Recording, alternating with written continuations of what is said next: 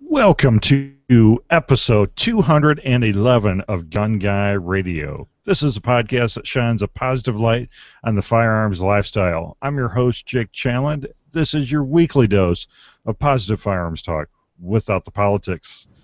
And we have a great panel this week. We have John Patton of the Gun Collective. Hey, John. Hi, Jake. How are you, buddy? Doing great. And we have Nate Murr of the Kinetic Development Group. Hey, Nate. Hey, Jake. Good to see you.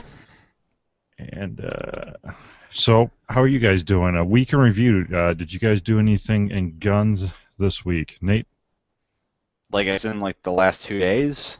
Well, last seven. 7 days, 14 days. Last week I went out actually for 2 days. Over in York County, there was a police shoot that was put on by Lights, Sights, and Lasers, which is like a nationwide tour that Kyber Training Group puts on. They go from like city to city, and it's this free training that they offer if you sign up for it ahead of time for law enforcement and military to attend, where they kind of just go over some more advanced skills for police officers and patrol rifle stuff. And I've been aware of the program. I think it's only like on its 4th year, but I wanted to go check it out and see about maybe potentially sponsoring it in the future, and just to check it out. And it was actually really, really good training. I thought it was really cool that if you're a cop or a Marine or a soldier or whoever, you can sign up for it and get a free day of training. All you gotta do is show up with your guns and ammo and get some professional instruction, and it was pretty cool. It was really neat. There was a prize at the end, so there's about 30 some cops there. It was a pretty good turnout, and there was a shoot off at the very end, and the prize was like $1,500 worth of various parts and accessories and cool guy gear. And I choked on my reload and came in second. So I cheated myself out of I cheated myself out of $1,500 worth of prizes, which I was pretty upset about. But no, I had a great time on the range. I like to go shoot with different groups of people, like just to see what everybody where everybody is and what everybody's doing, and if there's anything I can learn from other people. So it was definitely a good day on the range. I've heard a lot about that. I keep seeing. I guess the guy's name is Wes. I keep seeing him posting about that, and I was always curious about how that works and what it really is. And I didn't know that it was a free day of training. That's pretty cool. That's way cooler than I thought it was. Yeah, it was funny. I asked, the majority of cops there, most of them hadn't shot their weapons since their last qualification. So just so people know, the majority of law enforcement in North America only shoot once a year, and that's only because they have to, right?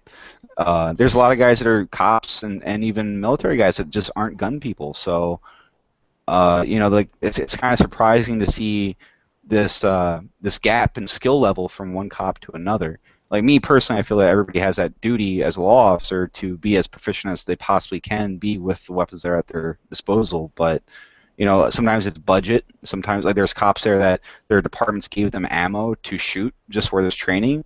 And give them overtime to be there, and then there's other cops that were there that drove from out of state to be there, spent money out of their own wallet, put themselves up in a hotel, were shooting their own ammo, and their level of dedication to receive that training, was a little bit different. So it's pretty interesting to see that. But it's one of those things where unfortunately a lot of cops out there, and even a lot of military units, they don't get to shoot as much as they need to, and as much as they definitely should. So it's cool to see guys take the initiative and sign themselves up. Absolutely, very cool. So, John, how about you? I went to the range over the weekend. I had a guy in town. I was trying him out to be a cameraman. So we went out and filmed a whole bunch of stuff. Visited my FFL, the shop I use all the time in Reading, Pennsylvania, called Sensibly Armed. Did a little kind of tour of their facility, show it off. Because they've done very well for me and treated me very, very well, so the least I can do is show them off. And, of course, I got out to the range, shot my agency long slide 10mm. That thing is a freaking handful, shooting some Underwood 200 grain ammo.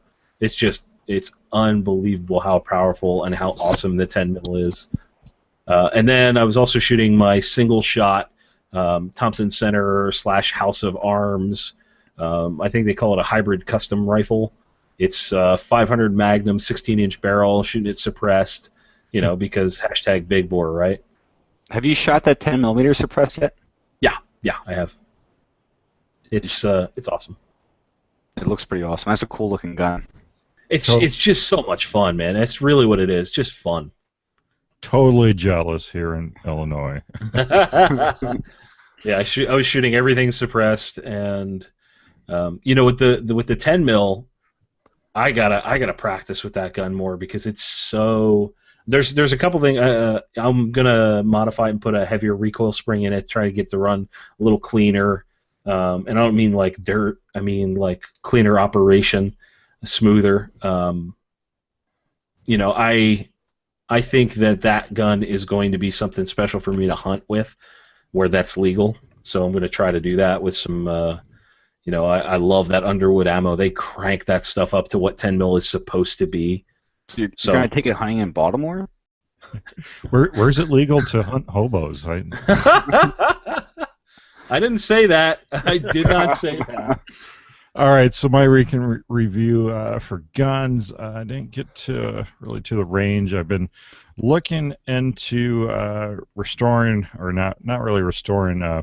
We brought this up after the show this week on This Week in Guns. My grandfather's old, or great-grandfather's old side-by-side black powder shotgun.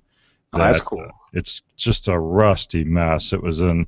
I mean, growing up as a kid, it was in our basement, and then I think it was like my dad growing up, I think it was in their basement, so it's just been neglected, and like kids have played with it, and like one set of the hammers are missing. So I've been doing some research, though, and it turns out that it was a popular import around the turn of the century. It's referred to as like a Belgium Damascus 12 gauge, and so it was one of those guns that a bunch of different companies would import and brand it as their own, and it just so happens mine is branded by the Acme company. So that's amazing. Cool. And I thought you were gonna say that was some priceless like shotgun, like in lock, stock, two smoking barrels that like, you guys just kept in the basement, let it rust away, and if somebody would have kept it like good care of it, it'd be worth like $2 million or something. I'm sorry, John, I cut you off. No, I was just gonna say that the old Damascus rifles, shotguns, whatever, they're so cool. It's so interesting to see, what the technology was back then, especially when you look at a black powder gun. That's cool. Yeah, it's pretty neat, and I was actually pleasantly surprised that they were fairly common. So I jumped on Gunbroker, and it looks like I can buy some parts guns for like $150, $200. Was this still a metallic cartridge gun or a muzzleloader? It would have taken black powdered like high brass. So like the solid the all brass shells. Yeah, it's funny because like my dad has a gun that's very similar to that it's probably about in the same condition. I mean, I think it's functional, but he had it hanging above the mantle as a kid, and I asked him about it one time when I was a teenager, and he said that was a black powder 12 gauge. I'm like, oh, let's go shoot it. And he's like, you don't understand. Like, they don't make shells for it anymore. I would be scared to shoot it even if they did, for how old it was. But I actually have some of the high all-brass shotgun shells from World War II. I have a box from World War II it's all fired brass, but like people don't seem to remember that 12 gauge predates smokeless powder, and then all brass shotgun shells were kind of the norm all the way up to like the 50s and 60s even. Right. Well, even then it was they transitioned to paper holes, and plastic holes are like that came about in like the 70s.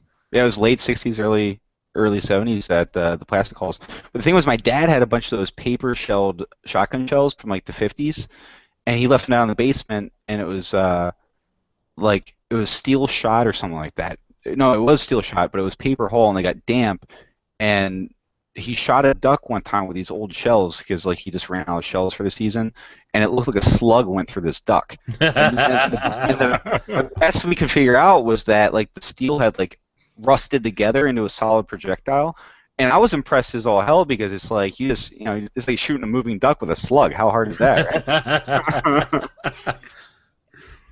Very cool. That's a cool family heirloom you got there. That's neat.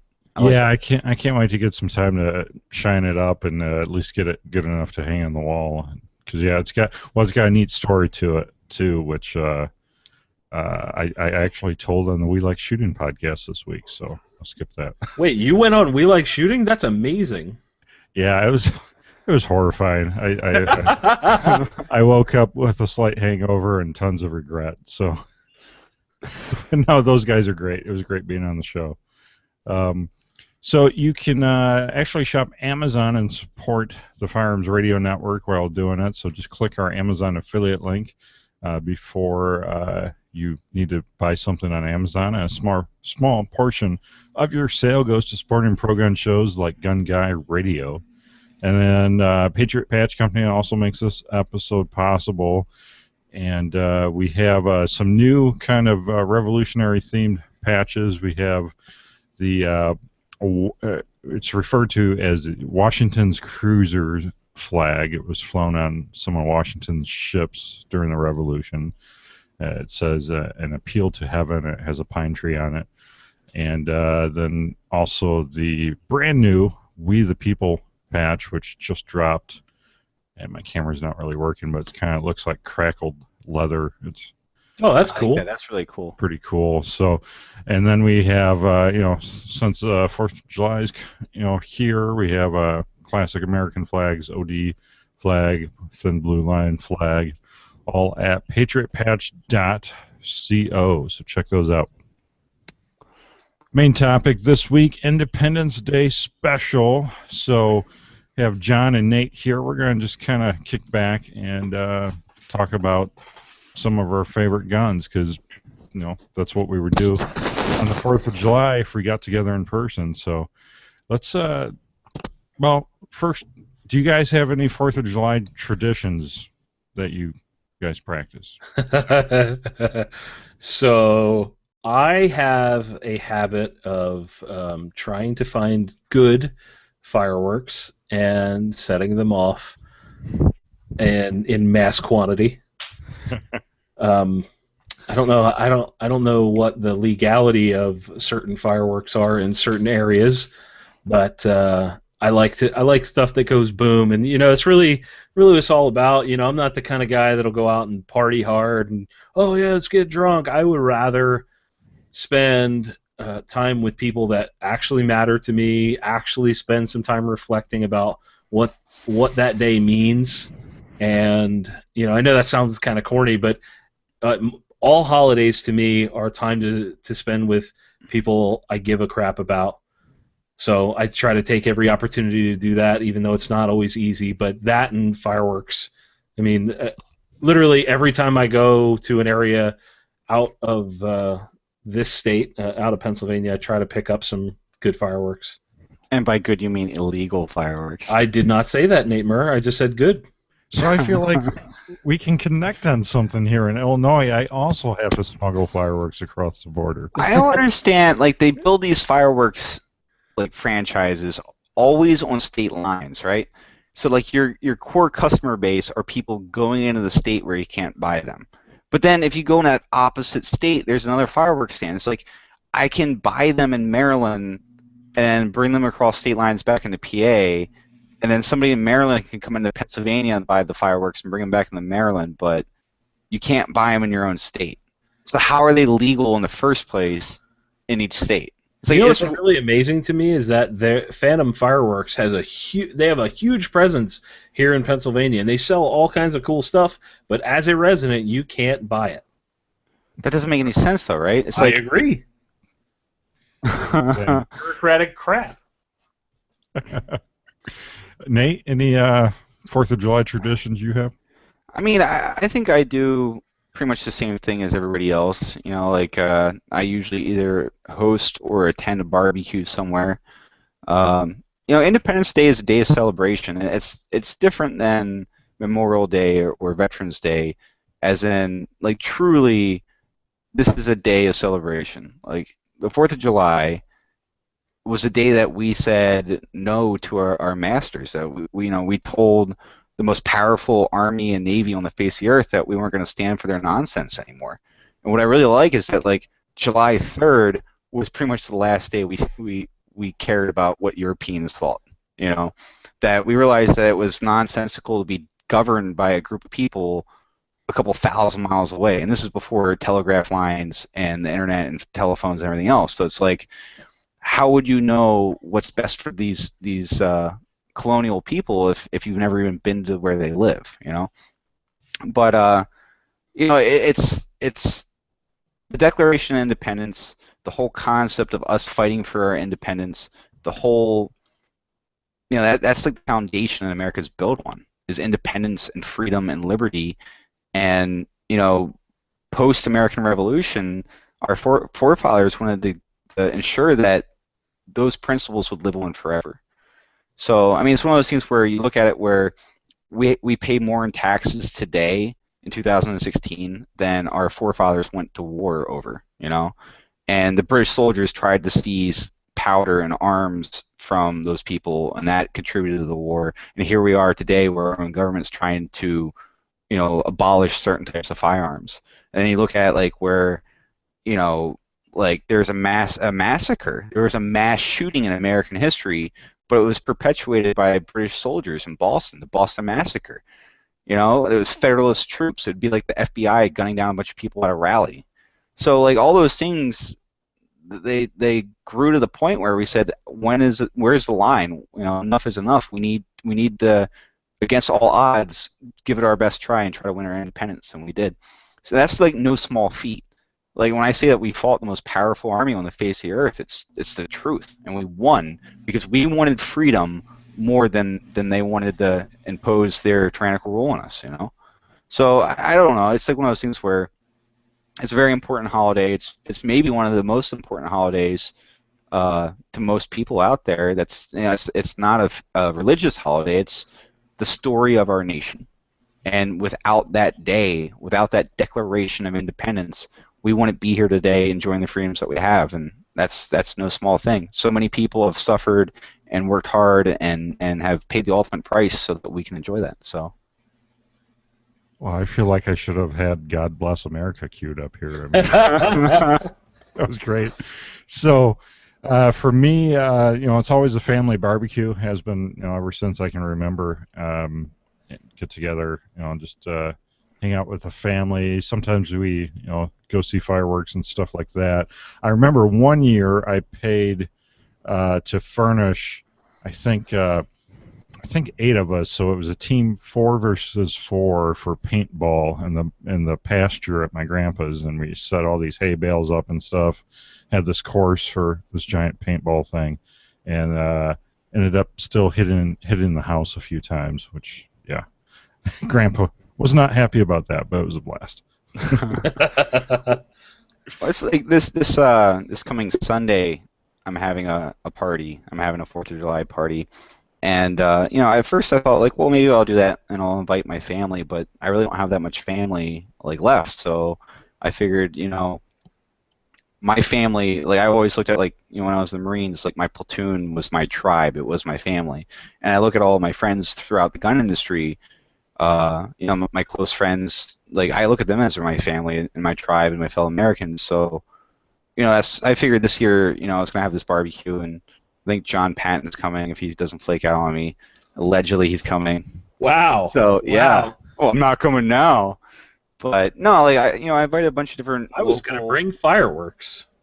The good kind of fireworks? Yeah, the ones that you said I was breaking laws, and I don't understand. You're criminalizing me now? So basically, I'm just having a bunch of people over so I can belittle them and make fun of them and hurt their feelings. And we can shoot guns and set off good fireworks, and then once it gets dark, we're gonna put away the guns and bust out the good fireworks and the good barbecue. So. Barbecue.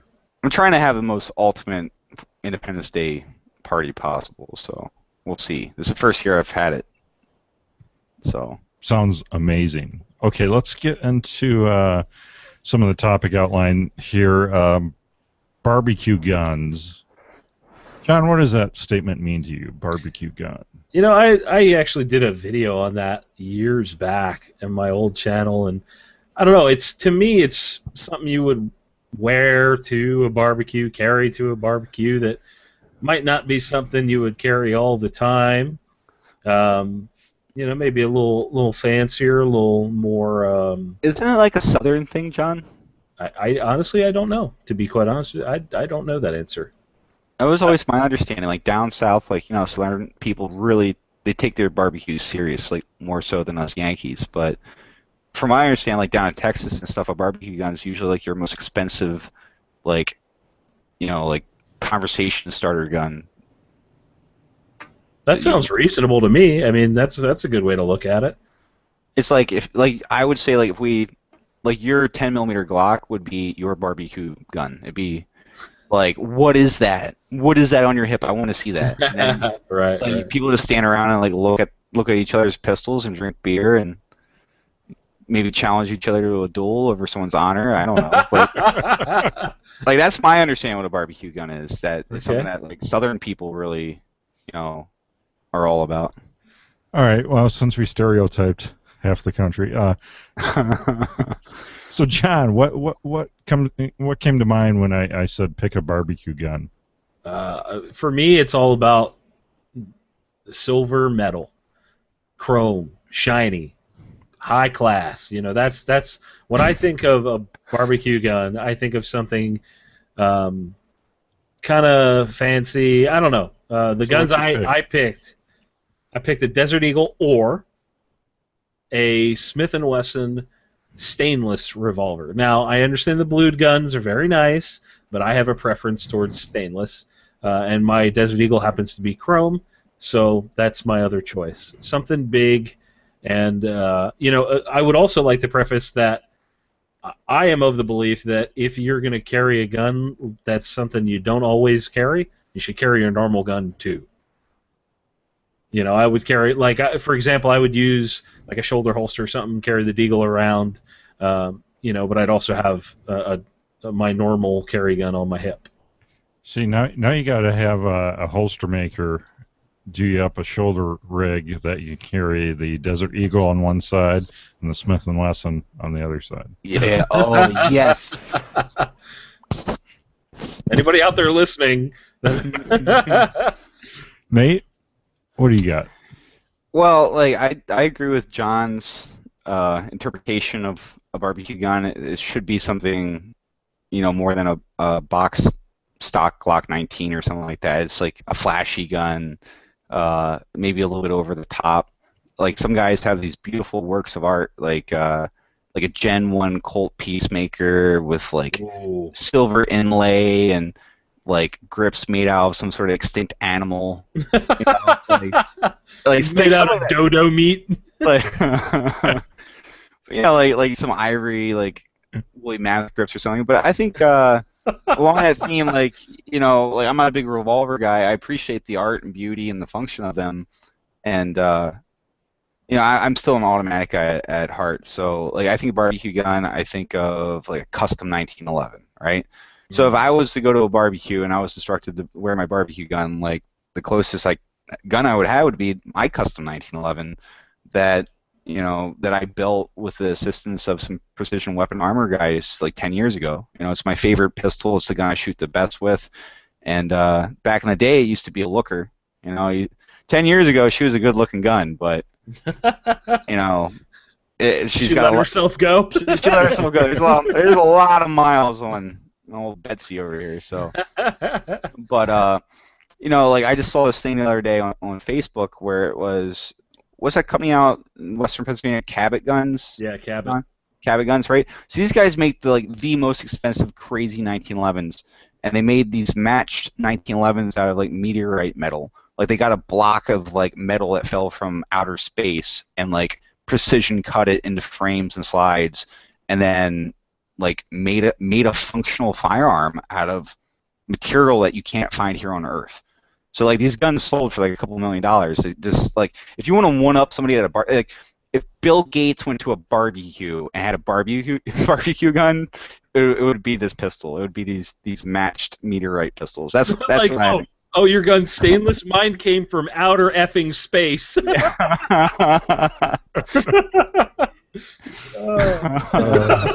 awesome. Like cool story, bro. Titanium. Yeah, whatever. So yeah, I mean that's what I think. Like, it's just something over the top and something that's like, wow, that is super cool. That And to be is the honest, ultimate one-up. like, but unfortunately, I don't have any friends that are like multi-billionaires that would have the disposable income for a gun like that. So for me, like, I think of like us peasants when we go to a barbecue, what kind of guns I would expect to see, and like custom 1911s and some Nighthawk customs and some custom Glocks like John's 10 millimeter, that kind of stuff. Okay. Some blinged out, chromed out, engraved, cool guy guns. Jake, what about you, man? Well, I like that you brought up Cabot guns because really any of Cabot's 1911s would be, a barbecue gun. I mean, they have so many awesome looking. I mean, some of their guns, even their blued guns, are so shiny they look like they're chrome, but they're I really love blue. that. I love that high polish blue. Oh, Yeah, so nice. and they really do have woolly mammoth grips on some of them. So Did they wait? Really? That's a Yeah, thing? that's a like, thing. because woolly mammoths went extinct like 13,000 years ago, so their ivory, it's not on any kind of embargo or ban list because the animal's extinct, right? Which we had nothing to do with. Okay, they went extinct on their own. I would like to point out. Call Greenpeace. But anyway, yeah, like, so Call woolly PETA. mammoth material, like their tusk is like crazy expensive. It's kind of like, like there's still ivory. Unfortunately, the ivory trade's still a thing, and like modern ivory is still harvested. But you're never gonna, unless they genetically re-engineer like woolly mammoth. Once that tusk material is gone, it's gone forever. So that makes it super rare and expensive. Well, and I was talking to the CEO of Cabot, and I guess there's a guy that he walks around, and I don't know if it's Canada or Iceland or somewhere up around the Arctic Circle where I think it's in the spring that The some snow of this mounts. mammoth works its way up through to the surface, and you can just pick it up. Well, they found this woolly mammoth like in Siberia that was like almost completely intact, right? And the scientists are like, well, like now the snow or the ice is melted enough, it's just going to start to decompose. But it was almost like flash, like it got caught in a flood, and then that flood water like instantly froze like that day or whatever. But they tested it for bacteria, and they're like, we can actually eat some of this. We can be the first humans to eat woolly mammoth in like 13,000 years. So they tried it, and they said it wasn't that bad. They're like the first people to eat it. They're like, that was a substantial staple of food for like, men, early I, man. I would try it. Hell yeah. Put some hot sauce on that. for real? I mean, are you trolling me and John? I can't No. tell. No, like it's I, like they found honey in the pyramids that was like 4,000 years old, and people tried it and it was still good. so I pulled up the woolly mammoth grip, and it's actually made from they call it teeth, mammoth teeth, and that gun goes for just under $12,000, and they only made 10 of them. You can now they're all sold out, and you can get on the wait list for 2018 it as a secondary run, not even like the primary, for 12 grand a piece. So yeah, so my pick for a barbecue gun. Well, I put one in here that I used to own. One of the guns I sold that I kick myself about now, but it was one of the first Glocks I modified, and what I did basically was bought I think it was a police trade-in Glock 22, and I got a long slide conversion for it from Lone Wolf, and had the port in the top, and it had a flame, laser flame job on it, and then I had all three barrels for it. I had the 9 conversion, the 357 conversion, and then of course the 40, and the 357 was a longer barrel, so it had ports. I think it had ports on the inside and outside on the top of it, if I remember right. It was like 4 or 6 ports in it, something stupid. But I think because of that and because of the long slide, I could run that without any modification to the spring. So I could have the 40 barrel in there, run 40 just fine, and then all I'd have to do is switch out and put the SIG barrel in, same spring, and it would run just fine. So it was a pretty cool setup that you know, was custom but not too custom. But I have a sidebar question real quick. sure. Is there any difference between a Glock 17 frame and a Glock 34 frame? I don't know that answer. I don't know that answer either. But yours was a 34 that you put an aftermarket slide on? That was a 22. It was a 22, but you put a long slide. I put a long slide on it. Yeah. So what's the difference between a 17L and a 34? The 17L is actually longer than a 34. It is? Yeah, it's a 6-inch, I think, versus like a 5.5 or Yeah. something like that. Something like that. Yeah. But your gun was comped, Jake, or no? It was ported? It was ported. Yep. Do you notice, like, did that make a big difference, like shooting, especially like 357 SIG? Because that's a pretty snappy round. Yeah, it wasn't bad at all. I mean, it was comparable to 40. I mean, it was fun to shoot. I mean, I really like long slide guns. So Same. was I a love blast. them. See, I don't know much about long slide guns, but it's funny that you guys bring this up because just a couple days ago I started researching whether or not I want to buy a 34 or a 17L. And see, this is the whole point behind the barbecue gun. It gets you talking about your guns, and it's show and tell, and you learn new things. So, If I were you, I would try and find an old 17L because they did them before. I think it was Gen 2. I don't know, but I think they're cooler. why is that? It's just a preference thing. It's Like, a what little- makes them cooler though? It's just old school. I would prefer the original 17L over a new 17L. Okay. All right. So next question I have for you: what gun says America more than any other? Ugh, what a hard question that is. That one's John, you first. Well, see, I saw Nate's answer, so I couldn't say the same thing. He kind of wins this one. I responded with the Barrett M82A1, one of the firearms that changed the face of modern warfare, or the 500 Magnum Smith & Wesson revolver, both of which are significant handguns in American history, let alone world history. I think the M82A1 is just a complete visceral experience to shoot. I mean, the whole thing just moves. It's heavy. It's shooting a huge cartridge, and the first time I ever shot it, I shot it out. We're shooting on top of an abandoned strip coal mine in West Virginia. First time I'd ever fired an 82A1, and it's just incredible. It's just an experience to shoot. And then the 500, being one of the biggest pistol cartridges, arguably the biggest.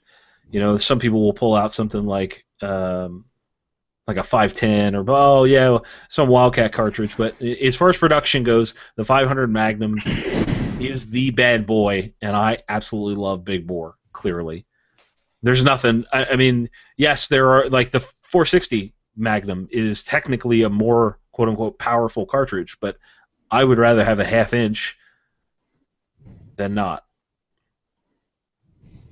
Very cool. Nate, what do you got? Well, I think my answer is going to be pretty obvious. The brainchild of Eugene Stoner in the 1950s is a gas-operated, air-cooled, magazine-fed, shoulder-fired weapon we like to call the AR-15.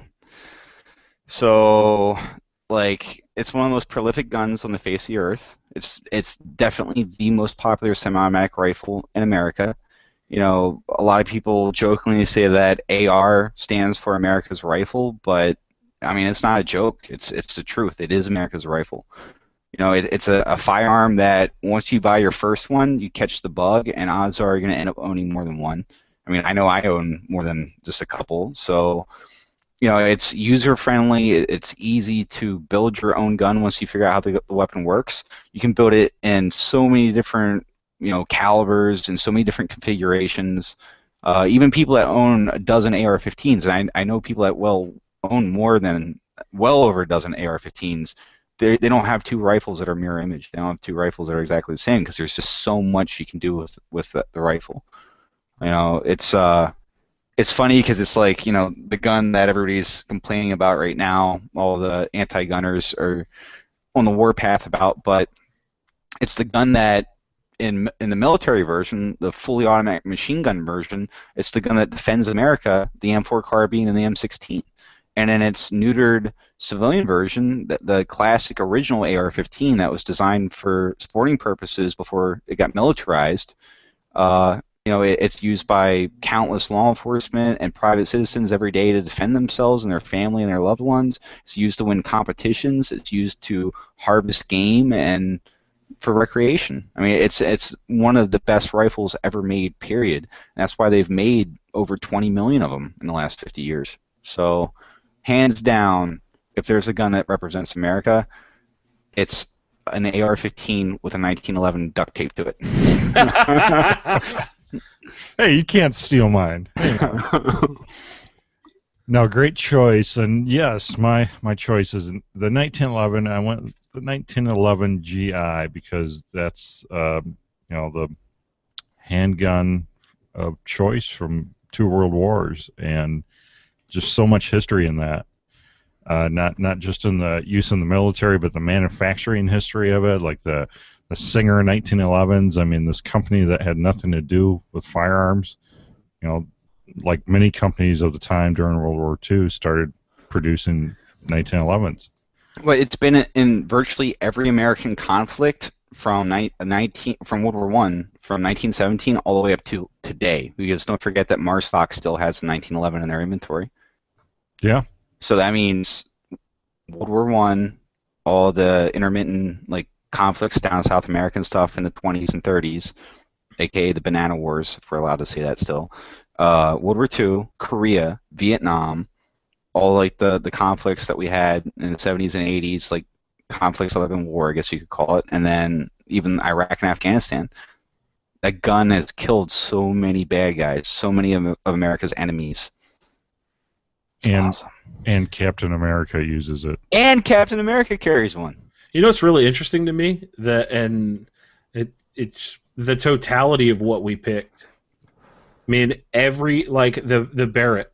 There's a kind of a Cinderella story of how that came to be. The AR-15 is an incredible. The history of the AR-15 is unrivaled, and then you talk about the 1911. Like, those 3 firearms are so significant, and they're American made. But the funny thing is, all 3 firearms have been used in different configurations by both the American people as well as American military. It's like wait, you mean weapons of war? Question mark? Ha ha ha. Yeah, right.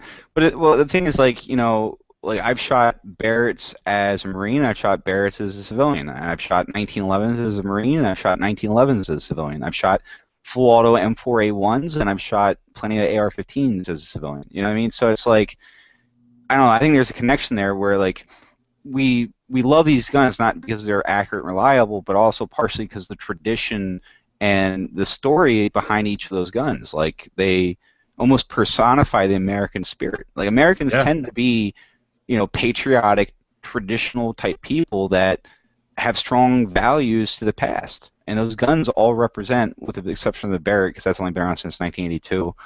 And if I could figure out how to weld sheet steel in my garage, I would have a rifle company. But anyway, it represents something bigger than metal and plastic. Absolutely. Very cool. So let's talk movies, TV. You're hanging out this holiday weekend, or any time you're feeling patriotic, what's your pick for movies or TV? Nate? I chose a movie. It's it's a pretty heartwarming story about a young Austrian man who immigrates to America and then gets his citizenship and decides to join the military and become a commando. And one day, in defense of his nation, he is sent with his team down to South America to recover an asset the CIA lost. And that's a movie we like to call Predator. So, not only is it a movie, technically it could be considered a war movie, okay? Because it is a military operation that goes down, and You got elements of these commandos and the CIA, and there's some sort of interstellar hunter from outer space there killing people, and there's a bunch of super awesome guns in there, like all the best guns, like the MP5. That's like where like Jesse Ventura, now that he's a dirtbag, but back in the day he was the dude with a General Electric minigun, like a Gal 134, hooked up to a motorcycle battery, just like cutting down all the trees in the jungle to kill the predator. But as gory and violent and as much gunplay as there is in this movie, I think that the movie captures the spirit of America. Is that even against all like these crazy odds, like Arnold's not going to win, right? He's going to die. The Predator's going to get him. And even though he's down basically back to being like a Stone Age warrior with a spear, he doesn't give up. And he uses, his intelligence and his tactics to foil this superior being from outer space so that he can prevail and get out of Dodge and go back to America. Wow. I said that as straight face as I possibly could, okay? Yeah, I got nothing compared to that, man. But I'm just saying, you can interpret Predator as one of the most patriotic movies ever made. I believe you're a wordsmith. That is fantastic. Okay, John? I got nothing. I mean, how do you follow that act? How do you follow that? I chose Independence Day. Just because of the Bill Pullman speech. Yeah. Yeah, that's really simple. Will Smith is a great American actor, and the entirety of that movie is just like rah rah. I love it. But there's also what the most believable part of that movie is? It's when Will Smith, the Marine, marries a stripper. I'm like, is this a movie or a documentary? I can't tell right now. Oh, and what's Jeff Goldblum? Yeah. That's just an amazing role. Absolutely. Do you think the sequel is going to do it justice, or no? Not at all. But I'm going to watch it anyway. That movie is like actually as hokey as it is, just like Predator's hokey. That movie, like the Bill Pullman speech, is actually like, I wish he was the president. Right, right. Like, think about how it made you feel the first time you watched it. Like, you felt it in your heart. Like, you almost believe like this was a real thing. Like, this is going to happen, and if we don't all pull together and band together to fight this massive evil that just came, to crush us, then that's what's going to happen. We're going to perish from the earth. Was it Vivica Fox was his wife in that movie? Yeah, she was hot in that too. Yeah. That's all. That's it. That's all I was going with that. Just all right. All right. So I'm going with a current TV series called. It's on AMC. It's called Turn: Washington Spies, and it's in season 3 right now. It's just wrapping up season 3. You can stream it on Amazon if you like pre-purchase the seasons. That's how I'm watching season 3, but I think the first 2 seasons are free on Amazon Prime right now. But it's the best revolutionary era TV show I've ever seen. It's a cable TV show, so it's kind of it's rated R sometimes, so not necessarily something you watch with the kids, but my wife and I both love it. She's a big fan of historical fiction, and so with this is about real people and real events, but yet they obviously for TV fictionalize portions of it, but it's really entertaining, and it's something to check out if you like that, like the history of the time period. Yeah, I think stuff like that's really cool. I can't nothing's hitting my memory about kind of old school independence, like when we actually the beginnings of America. I can't think of a really really strong movie that stands out to me. I know they're out there. They just don't stand out to me. But you could also get out there and watch I mean, the gobs and gobs of like kind of military movies. You Oh, know, yeah. in recent years, we've seen a huge amount of them. You know, Act of Valor, American Sniper, Lone Survivor, and even before that, I mean, there was just tons of good movies. Black Hawk Down. I mean, just stuff like that. You know, that you try to really understand what's going on out there. You know, like John, like I want to kind of like this kind of dovetails on what you just said. The first thing I thought of like when I read that question is like, what movie would you say is a good movie for this? My mind is like, oh, obviously a war movie, right?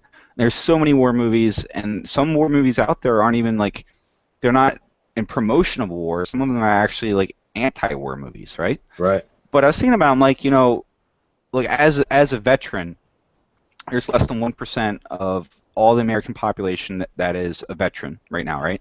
And I read this study that said that like less than 15% of all Americans have any connection whatsoever to the military. That means a Wow. brother in the military, a dad who fought in Vietnam, a grandpa that was on a ship in World War II, right?